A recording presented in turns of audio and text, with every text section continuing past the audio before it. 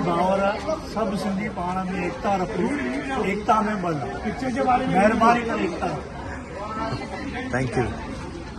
दौलत आमानी सही कहते हैं, लालच बुरी बलाए, बस जेको मिलियो नसीब वाह उन जो सही कहते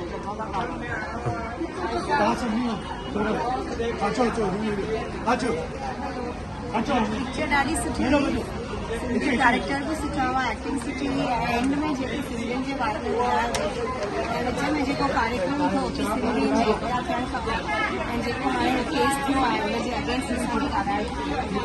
जय झूलेलाल। जय झूलेलाल।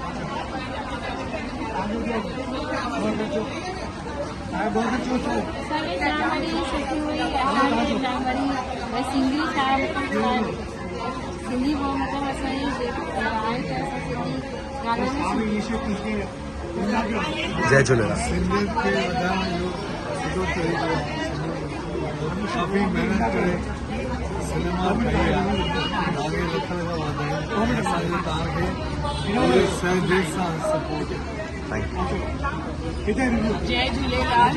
पिक्चर ॾाढी सुठी हुई, असांखे ॾाढो वणियो। सभु सिंधी, आसे पासे में भी जेके हुया उहो बि सिंधी, पिक्चर जेकी हले पई उहो बि सिंधी। हिन लाइ ॾाढो मूंखे ऐं तव्हांखे रिस्पॉन्स त तव्हांखे ख़बर ई पई हूंदी कि खोपड़ी वारनि जो 100% रिस्पॉन्स मिलियो। जय झूलेलाल। जय झूलेलाल। एकता कयूं कि हा जल्दी खां असांखे घुरायो था। जय झूलेलाल। Thank you. जय झूलेलाल। जय झूलेलाल। अब आप पंहिंजी कमाई सां हलो, खाओ पीओ, झूलेलाल जी जय कंदा रहो। सिंधी नालो हमेशा बरक़रार कंदा। आयो तो सब बोलूं न, समझू भी था। सुठो आहे। लास्ट जो सीन इमोशनल आहे।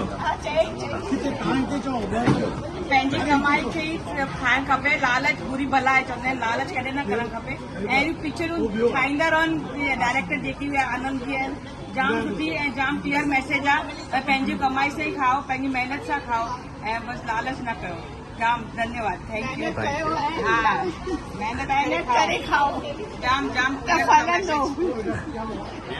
ये फिल्म बहुत अच्छी है, बहुत लोगों ने सराही है। और जो सिंधी जो हमारे जो प्रोड्यूसर्स हैं, डायरेक्टर्स हैं, कास्ट हैं, रियली दे अप्रिशिएटेड। गुड, बहुत अच्छा है, नाइस, गुड। Thank U.